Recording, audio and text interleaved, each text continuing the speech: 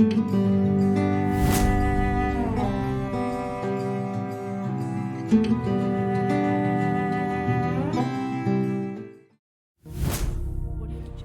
పరిశుద్ధ నామమునకు మహిమ కలుగునుగాక.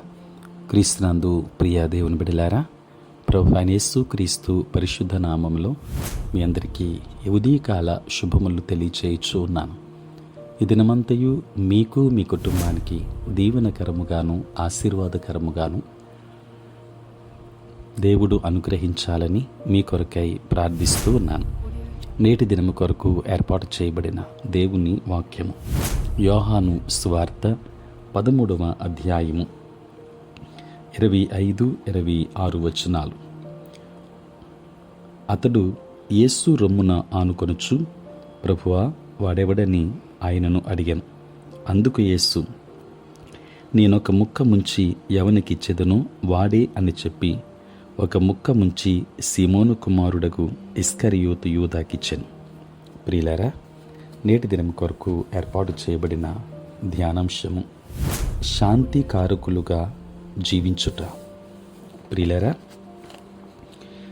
యేసు ప్రభుతో పేతురు యోహానులకు ఉన్న అనుభవం ఎంతో ఉన్నతమైంది. ఒక రీతిగా వీరు యేసు శిష్యగణములో వారి లక్షణాలను బట్టి అగ్రగణ్యులు అని చెప్పవచ్చు. ఇద్దరు యేసును అమితముగా ప్రేమించిన వారే. అయితే పేతురు యోహాను కంటే దుడుకు స్వభావము కలిగినవాడు. యేసును ఆయన అప్పగింపబడిన రాత్రి సైనికులు చుట్టుముట్టినప్పుడు వారితో యుద్ధము చేయడానికైనా వెనుకాడలేదు. వారితో యుద్ధము చేయడానికి ముందుగానే కత్తి సిద్ధం చేసుకున్నాడు. అందుకే ప్రధాన యాజకుని దాసుని చెవి నరికాడు. అయితే యేసు అతనిని వారించాడు. తిరిగి అతని చెవిని స్వస్థపరిచాడు. ప్రియులారా, ఈ రీతిగా యేసు కొరకు యుద్ధాలు చేయడానికైనా పేతురు సిద్ధమే. పేతురు స్వాభావికముగా ఆ రోజులలో మెస్సియా కొరకు ఎదురు చూస్తున్న జెలోతీయులు అనే వర్గానికి చెందినవాడు. అందువలన యేసును వెంబడించిన ఆయనకు కత్తి పట్టుకుని సంరక్షకునిగా ఉండాలి అనుకున్నాడు.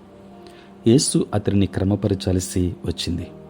దేవుని బిడ్డలారా, ప్రభువు చివరి రాత్రి భోజనపు బల్ల దగ్గర మీలో ఒకడు నన్ను అప్పగించునని వారితో చెప్పినప్పుడు పేతురు యోహానుతో ఆ వ్యక్తి ఎవరైనది యేసును అడుగుమని చెప్పాడు. యేసు, నేను రొట్టె ముంచి ఇచ్చినవాడేనని యోధాను గూర్చి తెలిపిన యోహాను ఆ విషయాన్ని పేతురుకు చెప్పలేదు. ఒకవేళ చెప్పి ఉంటే ప్రభు భోజనపు బల్ల దగ్గరే పేతురు యుద్ధోన్ముఖుడయ్యేవాడు. కానీ ఈ విషయంలో యోహాను దైవ నడిపింపు కలిగిన వాడై ఆ ఘోరాన్ని నివారించగలిగాడు. దేవుని వాక్యాన్ని వింటున్న దేవుని బిడ్డలారా, ఇది యేసును కూడా తృప్తిపరిచిన విషయమే. శిష్యులు అక్కడ వాదులాడుకున్నా నివారించేవాడే. ఎంత విషమ పరిస్థితులొచ్చినా మనం శాంతికారకులుగానే ఉండాలని దేవుని చిత్తమైంది. కనుక ప్రతి సమయంలోనూ శాంతికారకులుగా మనముందాం, జీవిందాం, దైవాశీర్వాదాలు పొందుకుందాం. దేవుడు మిమ్మును మీ కుటుంబాన్ని దీవించునుగాక. ఆమేన్. ప్రార్థన. పరిశుద్ధుడైన తండ్రి, ప్రేమ కలిగిన ప్రభువా, మీ పరిశుద్ధ నామమునకై వందనాలు, స్తుతులు, స్తోత్రాలు చెల్లిస్తున్నాం నాయన. రాత్రంతయు కాపాడి సంరక్షించి సుఖనిద్రను దయచేసి మా జీవితంలో మరి ఒక నూతన దినాన్ని మీరు మాకు అనుగ్రహించినందులకే స్తోత్రాలు. ప్రభువా, ఈ దినమంతా కూడా మీ సన్నిధి మాతో ఉంచండి. మీ ప్రసన్నత మాకు అనుగ్రహించండి.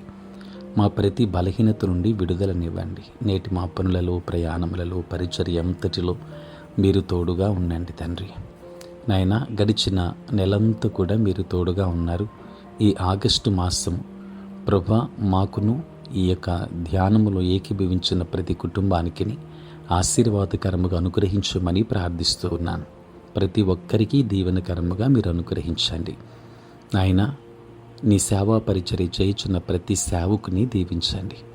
నేటి దినాన పుట్టినరోజు, పెళ్లి రోజు జరుపుకొనుచున్న బిడ్డలను దీవించి నూతన ఆశీర్వాదములు మెండుగా వారికి అనుగ్రహించమని ప్రార్థిస్తున్నాను తండ్రి.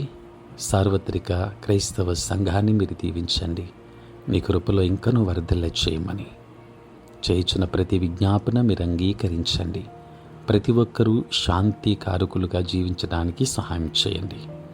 మీరే తోడై ఉండమని, చదువుకుంటున్న బిడ్డలకు కావలసిన జ్ఞానమునివ్వండి, జ్ఞాపక శక్తిని వారికి దయచేయండి. ఉద్యోగస్తులు, వ్యాపారస్తులు, కష్టపడి పని చేసుకుంటున్న బిడ్డలందరినీ దీవించండి. దూరదేశాలలో, దూర ప్రాంతములలో ఉంటున్న ప్రతి బిడ్డను దీవించుమని యేసయ్య నామములో అడిగి వేడుకొనుచున్నాము తండ్రి, ఆమేన్. తండ్రి, కుమార, పరిశుద్ధాత్మ త్రియేక దేవుని దీవెన సదా మీకును మీ కుటుంబానికి తోడై ఉండును గాక. ఆమేన్.